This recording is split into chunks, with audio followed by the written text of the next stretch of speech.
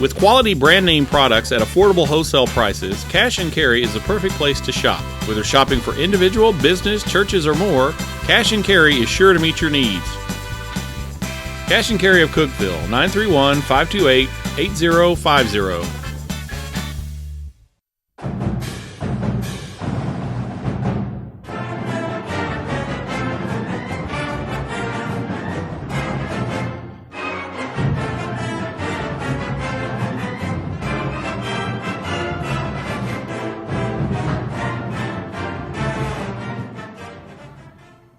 It's the season finale for TTU. Hello, everyone, and welcome to the Watson Brown Show, presented by IWC Cash and Carry. Alongside Tennessee Tech head coach Watson Brown, I'm your host, Buddy Pearson.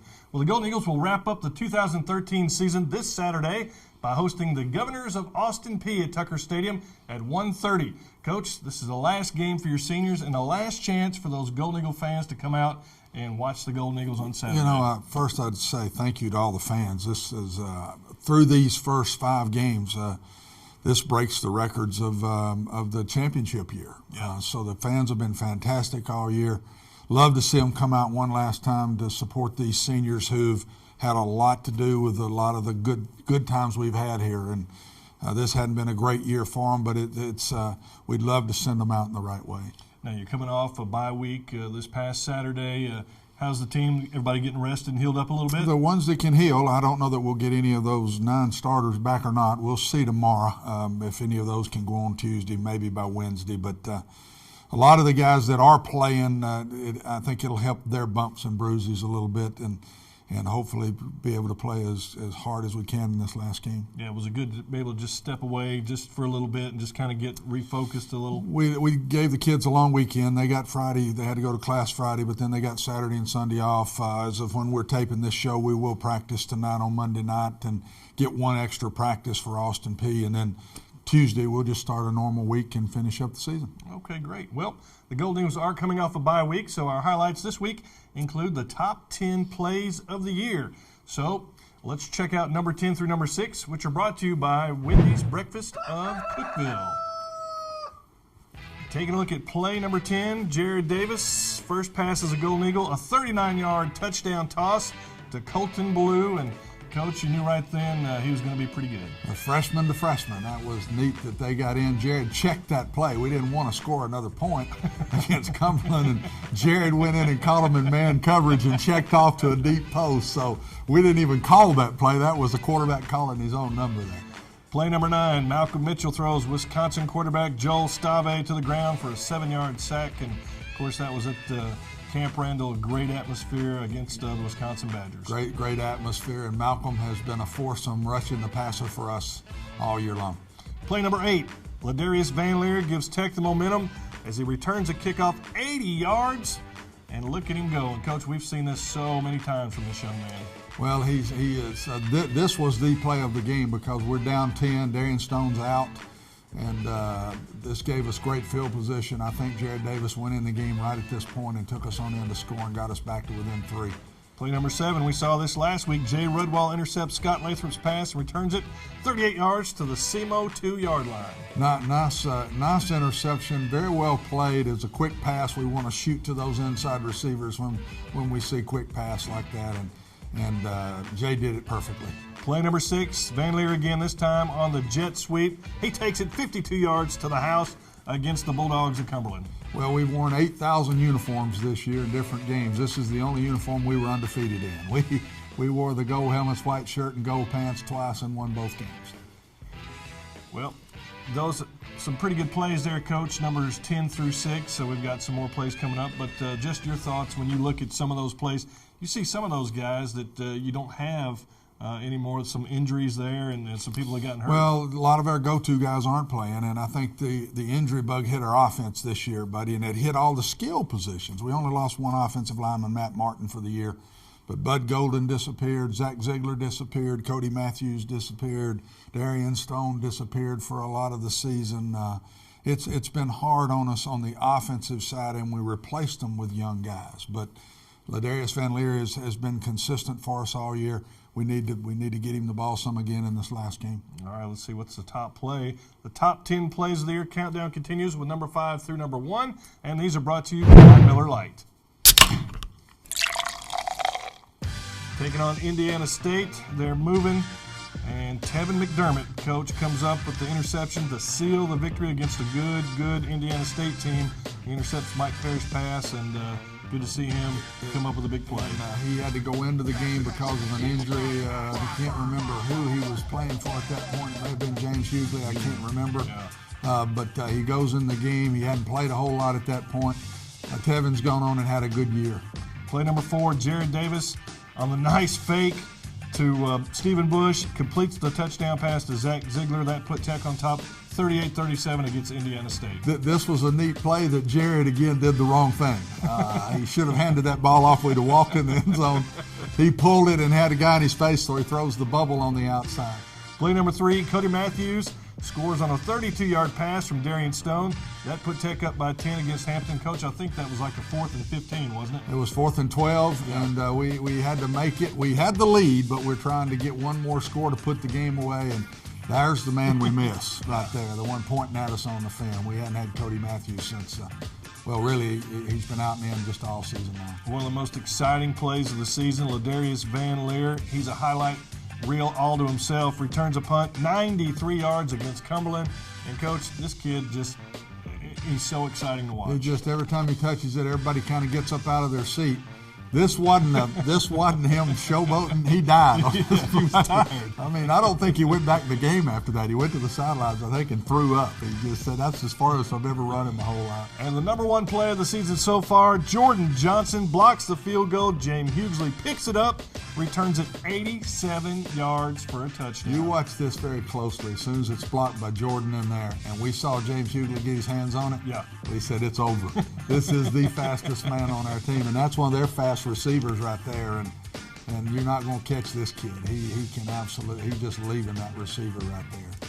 James was a track guy in high school, and I would put him, he may be the fastest guy on our football team. Yeah, those are some exciting plays. It's been exciting to watch those unfold in some of those games. But when you see a James Hughley and you see a Zach Ziegler, and they're no longer in the lineup, and Cody Matthews, I mean, it's tough. I mean, there's your highlights right there. The highlight reel, and a lot of them aren't playing anymore. And that's a little bit of what we've gone through this year. And, that old black cloud that's hung over us here the last 2 years, I think, Buddy, will disappear, and we'll get healthy again around here. The year we won it, we had 2 players miss games. That's all in the whole season. So we're due that kind of break again, and we look forward to getting to next year, and look forward to getting these few seniors that we have graduated, and very proud of all they've done for us. Yeah, well, even though Tennessee Tech had a bye week, there was certainly some good action going on around the Ohio Valley Conference as we take a look at the OVC scoreboard, brought to you by the OVC Digital Network.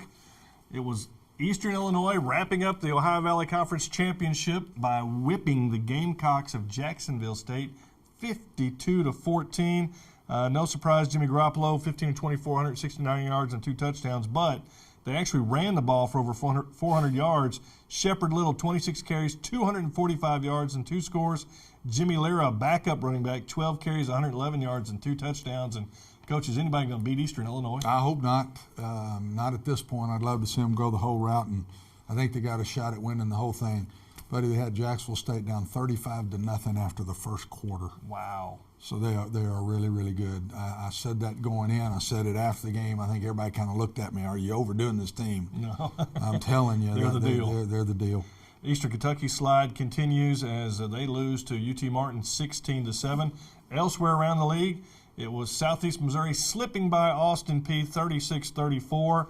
Andrew Spivey, 8 of 12, 122 yards for the Governors. Rashawn Coleman, 16 carries, 109 yards and 3 touchdowns. And Omar Williams, 18 carries, 108 yards. Coach, they had 2 backs rush for 100 yards. Austin Peay is much better than their record. They've had a real hard schedule, and they match us well. This will be a dogfight Saturday when they come to town. Our players have got to be ready to play. And TSU wraps up their season with a 17-10 win over Murray State. Parks Frazier, 30 of 43, 247 yards and a touchdown for Murray State. Ronald Butler, 7 of 17, 60 yards and a touchdown there for TSU. And as we take a look at the OVC standings, Coach, TSU at 6-2, 9-3. Do they have a chance to get in the playoffs? They deserve it, in my personal opinion. Either one of those two. Jacksonville State's the other one I think that would deserve it possibly. Martin, I just don't think they can get in it because of they've got 4 losses. But we should have 2 teams with a 9-3 record. One of those 2 should get in. TSU's played with a lot of important players down the stretch, but the way I understand it, they'd all be back. The quarterback would be back. Really? The tight end who hadn't played, and we know how good that kid is. I forget his name. Godfrey, the corner, hasn't played. Their running back has been out. They ran in down the stretch to what we ran into early in the season. But I think all those kids have a chance to come back. And again, Jacksonville State's going to end up with 9 wins in the season. So one of those 2, in my personal opinion, should get in. They'll have 9 wins, but they would have 3 losses in the conference. Should they jump past? Do you think they should jump past TSU, who's only lost twice? No. But they beat TSU. Yeah, they did beat TSU. So I believe one of those 2 deserves to be in. I don't know that I would be the one to pick which one, but they've been ranked in the top 25 pretty much all year long. I think our conference rating is about the 4th highest conference in the country right now in the FCS football. So if your conference is ranked that high, we should have 2 teams out of this league go. I hope and pray they get 2, and I think they deserve to. All right. Well, hey, stick around. We still got a whole lot more to talk about here on the Watson Brown Show, so be sure to stay with us. Tennessee Tech tickets available at 931-372-3940 or ttusports.com. Welcome back to the Watson Brown Show. We appreciate you tuning in this week. Well, it's time now for our Golden Eagle Player Profile, brought to you by IWC Cash and Carry. This week, we hear from linebacker Jay Rudwall.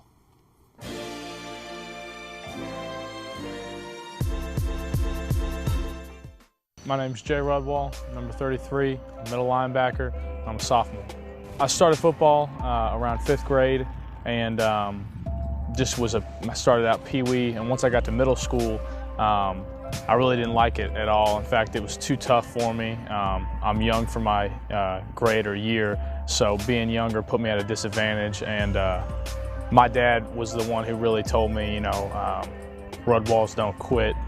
We're not going to quit, and helped me finish out the season. And by the time the season ended, turned out great. I loved it, improved a lot, and ever since then, this has been my sport. So my dad definitely helped me persevere and get through the early stages of football. I'm trying to improve kind of my poise on the field as well as speed. Obviously, we always want to be bigger, faster, stronger. But being a true sophomore, I don't have too much experience. In fact, most of my experience comes this year.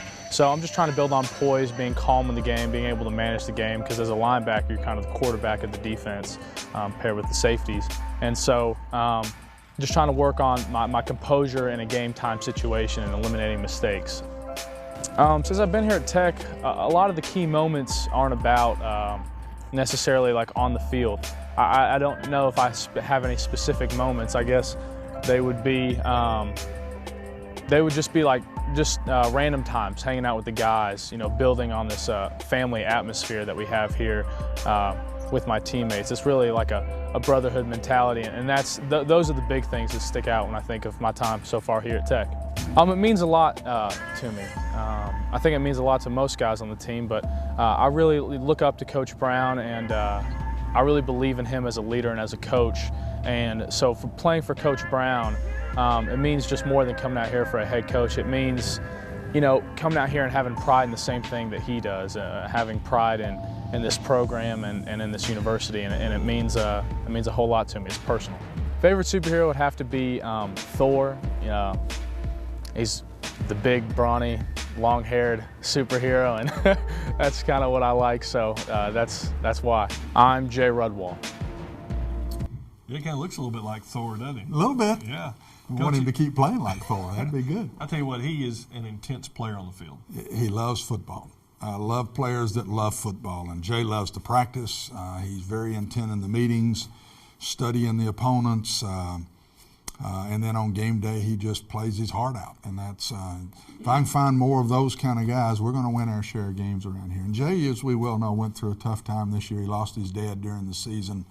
We're really hard on him. Very proud of our players. They were really there for him, have been there for him through getting past this time.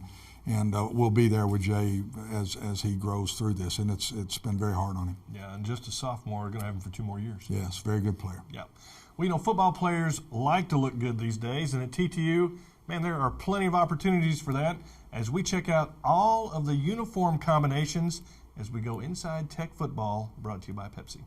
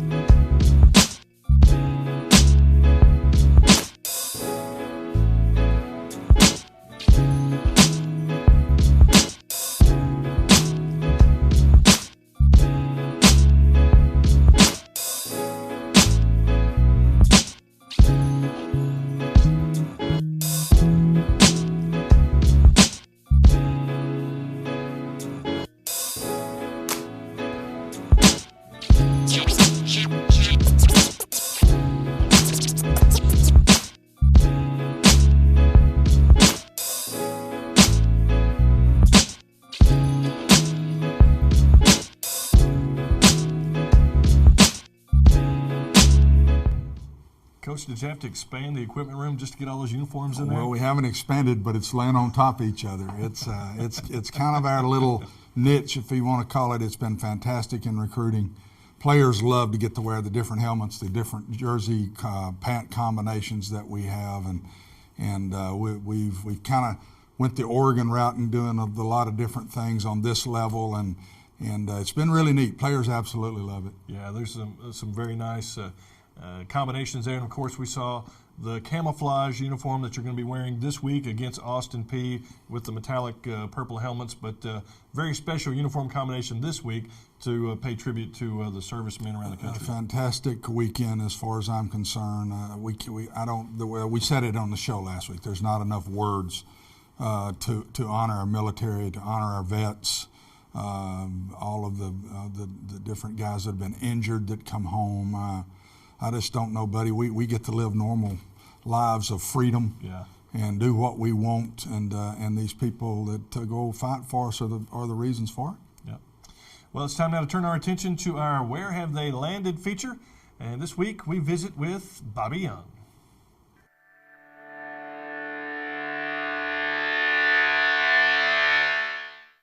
I'm Bobby Young.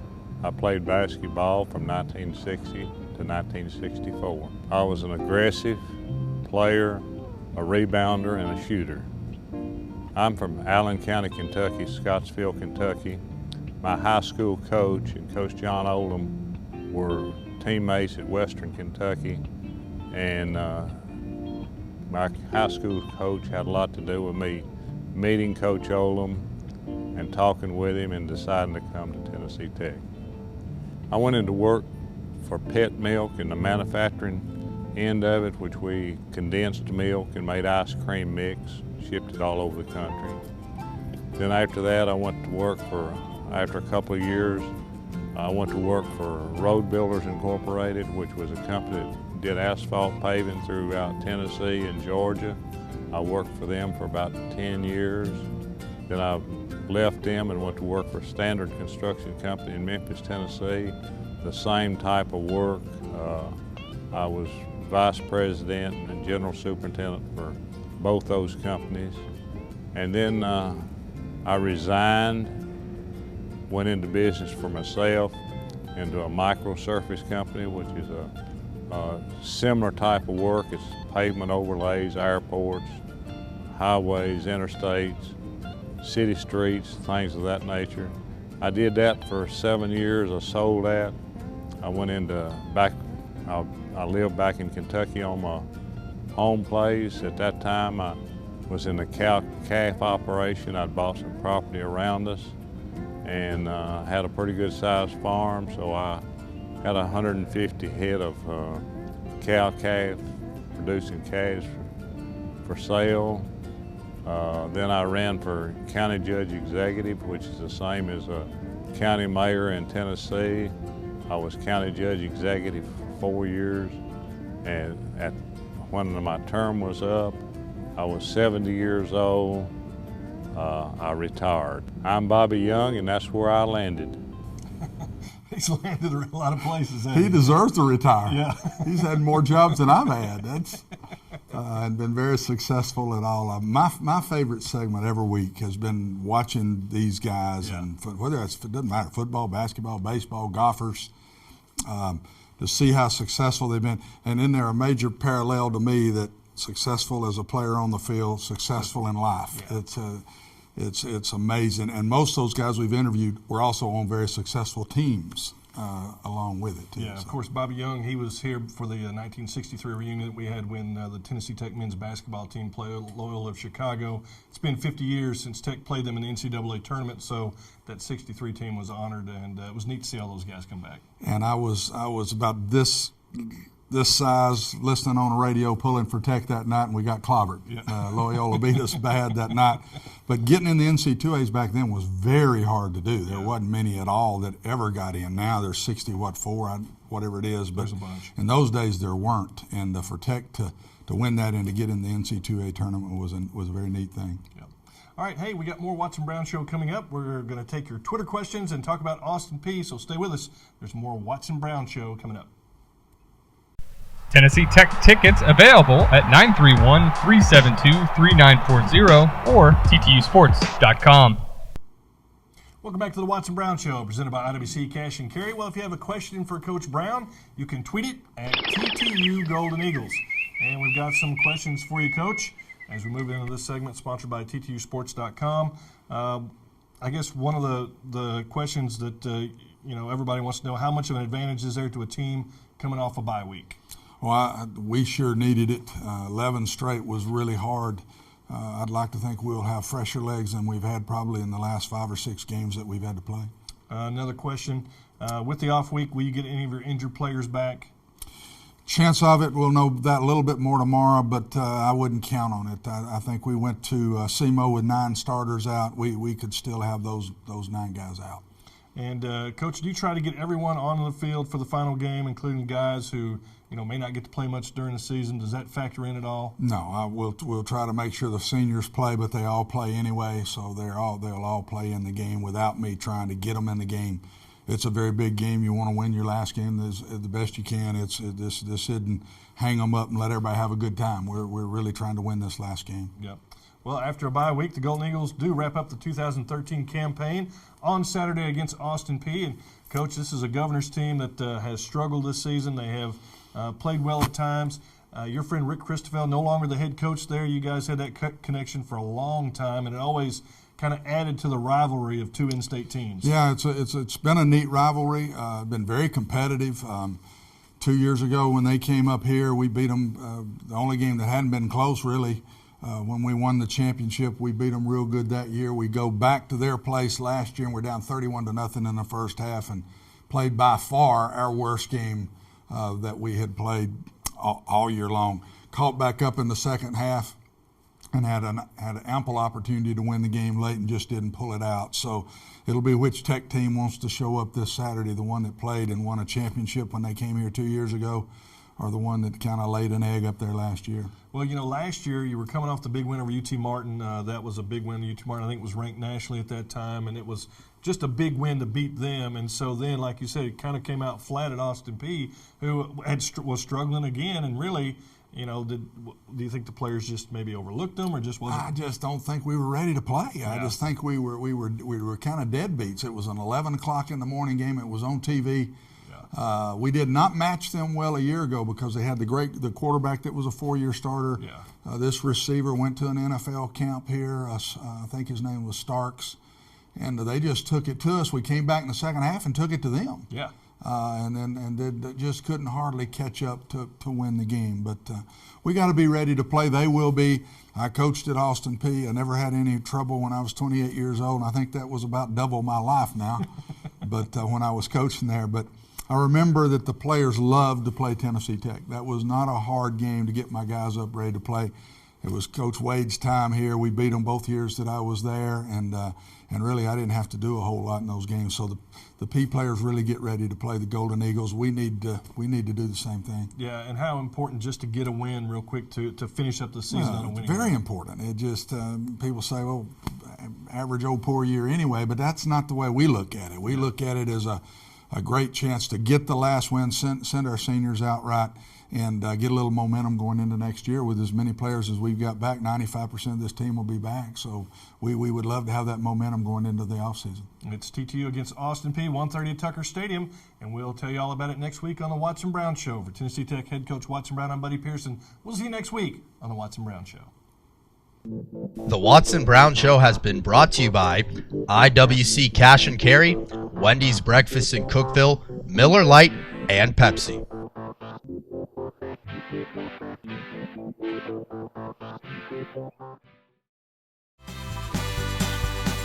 With quality brand name products at affordable wholesale prices, Cash and Carry is the perfect place to shop. Whether shopping for individual, business, churches, or more, Cash and Carry is sure to meet your needs.